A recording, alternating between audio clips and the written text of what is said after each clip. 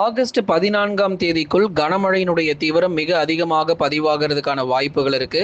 எந்தெந்த மாவட்டத்தில் அதீத மழை பொழிவுகள் பதிவாகும், எங்கெல்லாம் நமக்கு கனமழை தொடர்ந்து இருக்கும் என்பது குறித்து மிக தெளிவாகவும் விளக்கமாக நம்ம பார்த்து தெரிந்து கொள்ளலாம். நண்பர்களே, நீங்க மறக்காம ஒரு லைக் பண்ணுங்க, சப்ஸ்கிரைப் பண்ணி தொடர்ந்து சப்போர்ட் பண்ணுங்க.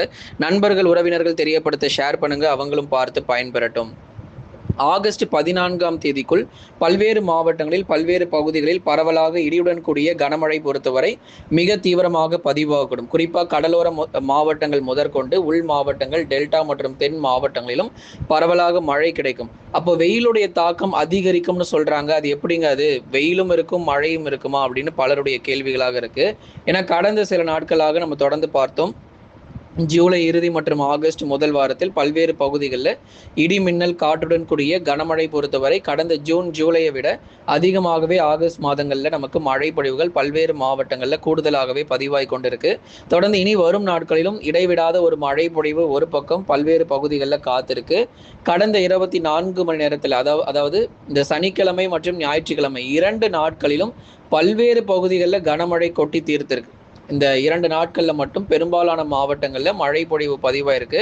இதில் இன்னும் தென் மாவட்டங்கள், இந்த அருப்புக்கோட்டை மற்றும் அதன் சுற்றுவட்டார பகுதிகளில் கூட கடந்த சனிக்கிழமை அன்று பரவலாக மழை பொழிவு கிடைச்சிருக்கு. விருதுநகர் மாவட்டத்தில் அருப்புக்கோட்டை பக்கம், அதே மாதிரி டெல்டா பகுதிகளில், உள் மாவட்டங்கள் மற்றும் கடலோர பகுதிகள் என பல இடங்களிலும் இடைவிடாத ஒரு மழை பொழிவுகள் பதிவாகியிருக்கு. இனி வரும் நாட்களில் மழை எப்படி இருக்கு அப்படிங்கிறதையும் இன்றைக்கு நம்ம பார்த்து தெரிந்து கொள்ளலாம். ஸ்கிரீனுக்கு கீழே தெரியக்கூடிய அந்த லைக் பட்டனை மறக்காம கிளிக் பண்ணுங்க.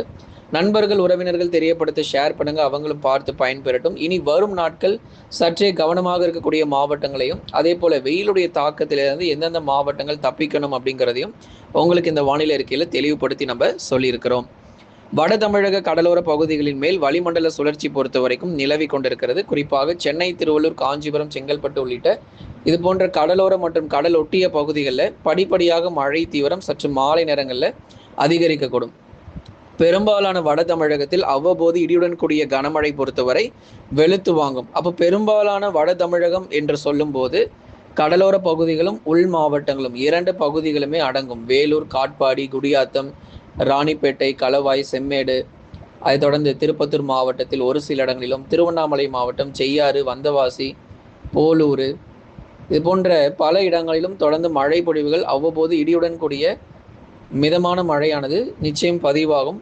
பகல் நேரங்கள் வரைக்கும் சற்று வெயில் ஏதோ அதிகமாக இருக்கிற மாதிரி தெரியும். ஆனாலும் மாலை இரவு நேரங்களில் ஒரு 15 நிமிடத்திலிருந்து அரை மணி நேரங்கள் வரைக்கும் ஒரு கனமழையாக வெளுத்து வாங்கிட்டு போகும். ஆகவே பெரும்பாலான வட தமிழகத்தில் அவ்வப்போது மாலை நேரங்களில் இடியுடன் கூடிய கனமழையானது நிச்சயமாக பதிவாகக்கூடும். அப்போது எந்தெந்த நாட்களில் நமக்கு மழை தேதிகள், மழையினுடைய தீவிரம் இருக்கும் அப்படிங்கிறத நம்ம சேனலில் ஏற்கனவே நம்ம சொல்லி கொண்டு தான் இருந்தோம். அடுத்து வரப்போகிற இந்த ஆகஸ்ட் 11, 12, 13 மற்றும் 14ஆம் தேதி இந்த 4 நாளும் வட தமிழகத்தில் இருக்கக்கூடிய அநேக இடங்களில் விட்டு விட்டு பரவலாக இடியுடன் கூடிய கனமழைக்கான வாய்ப்பும் உறுதியாக எதிர்பார்க்கப்படுது. ஆகவே எந்தெந்த மாவட்டங்களில் சற்று வலுவான மழை கிடைக்கும் அப்படிங்கிறத இப்போ நம்ம சொல்லியிருக்கிறோம். சென்னை முதல் கடலூர் வரை இருக்கக்கூடிய பகுதிகள், இந்த கடலோர பகுதி எல்லா இடங்களிலும் வலுவான கனமழையானது கண்டிப்பாக பதிவாகாமலாம் போகாது.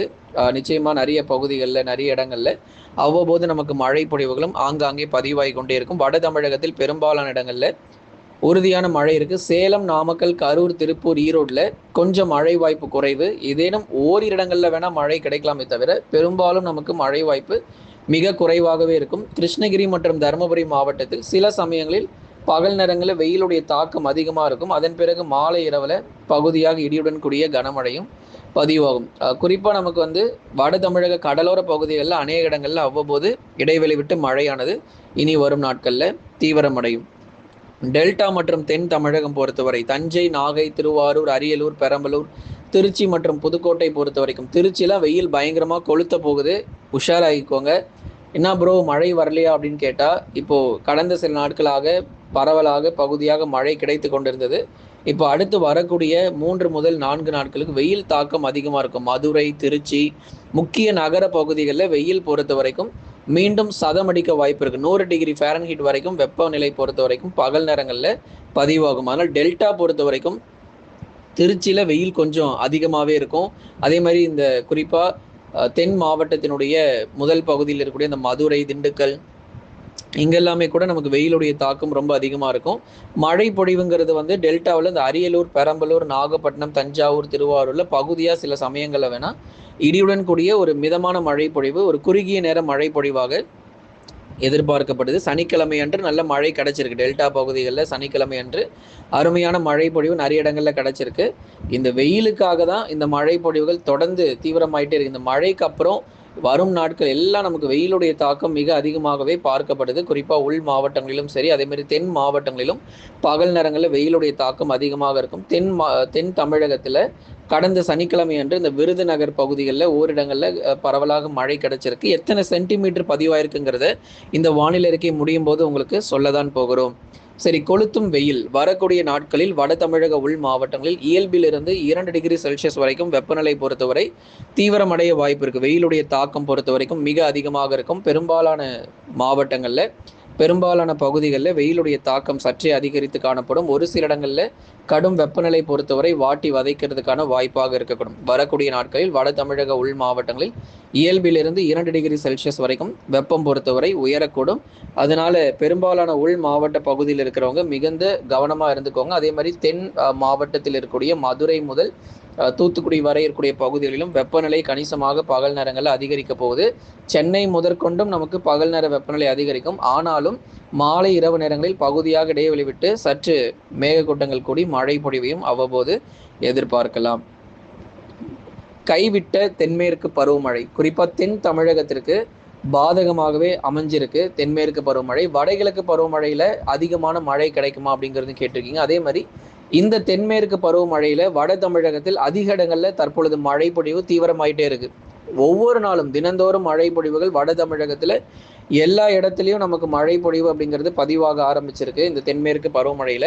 ஆனால் இந்த தென் மாவட்டங்களில் மட்டும் சரிவர மழை கிடைக்காத ஒரு சூழ்நிலை, நிறைய இடங்கள் வறட்சியாக இருக்கக்கூடிய ஒரு நிலைமையும் இருக்கு.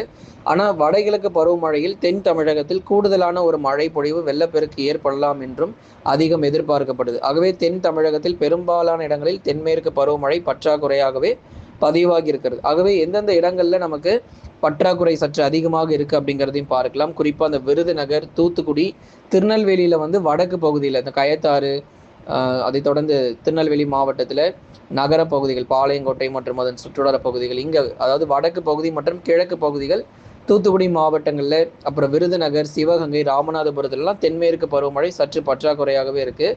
தொடர்ந்து வெயில் அதிகமாக இருக்கே தவிர மழை வாய்ப்புன்னு எடுத்துக்கிட்டால் ரொம்ப குறைவான மழையாக தான் பதிவாயிருக்கு. 1 சென்டிமீட்டர் 2 சென்டிமீட்டர் இந்த மாதிரி மழை பொழிவு தான் பதிவாயிருக்கே தவிர போதுமான அளவுக்கு மழை இல்லை. ஏரிகள் குளங்கள் நிரம்புற அளவுக்கு பெரிதாக ஒன்றும் நமக்கு மழை தீவிரம் இல்லாத ஒரு சூழ்நிலையாக பார்க்கப்படுது. தொடர்ந்து வடகிழக்கு பருவமழை காலகட்டங்களில் அடுத்தடுத்த புயல் சின்னங்கள் பொறுத்தவரை குறிப்பாக தென் தமிழகத்தை நோக்கி நகர்வதற்கான வாய்ப்பும் அதிகம் இருக்கிறதுனால உங்களுக்கு நவம்பர் மற்றும் டிசம்பர் மாதத்தில் வெள்ளப்பெருக்கு ஏற்படலாம்.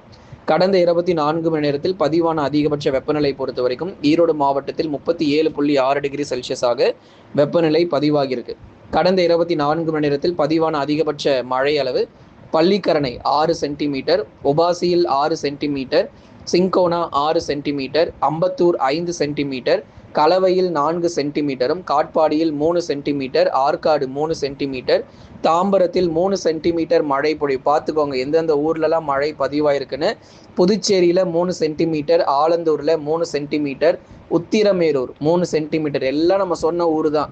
Mayiladuthurai 2 centimetre, Cheyyar 2 centimetre, Panapakkam 2 centimetre, கடலூரில் 2 சென்டிமீட்டர், நாலுமுக்கில் பாருங்க 2 சென்டிமீட்டர் மழை பொழிவு திருநெல்வேலி மேற்குல. அதே மாதிரி வேலூர் மாவட்டம் 2 சென்டிமீட்டர், ஊத்துக்கோட்டை 2 சென்டிமீட்டர், கிருஷ்ணகிரியில் 2 சென்டிமீட்டரும், அவலாஞ்சி நீலகிரி மாவட்டம் 2 சென்டிமீட்டர், பூந்தமல்லி பகுதிகளில் 2 சென்டிமீட்டர், குன்றத்தூரில் 1 சென்டிமீட்டர், அருப்புக்கோட்டை விருதுநகரில் ஒரு வழியாக இப்போதான் நமக்கு 1 சென்டிமீட்டரே மழை வந்து பதிவாயிருக்கு. மணல்மேடு 1 சென்டிமீட்டர், தேக்கடி தேனி மாவட்டத்தில் இங்கே மட்டும்தாங்க அதிகமாக மழை வருது. மற்றபடி மற்ற பகுதிகளில் மழை இல்லாத ஒரு சூழ்நிலை. சீர்காழி 1 சென்டிமீட்டர், குளித்துறை 1 சென்டிமீட்டர், ஜெயங்கொண்டம் அரியலூர் மாவட்டத்தில் 1 சென்டிமீட்டர், கிருஷ்ணராயபுரத்தில் தலா 1 சென்டிமீட்டர் மழை பொழிவுகள் பதிவாகியிருக்கிறது. ஆகவே இனி வரும் நாட்கள் எங்கெல்லாம் நமக்கு மழை பெய்ய போகுது, எத்தனை சென்டிமீட்டர் மழை பதிவாயிருக்கு அப்படிங்கிற எல்லா தகவலையும் உங்களுக்காக நம்ம சொல்லி கொண்டிருக்கிறோம். லைக் பண்ணுங்க, மறக்காம சப்ஸ்கிரைப் பண்ணி தொடர்ந்து சப்போர்ட் பண்ணி பாருங்க.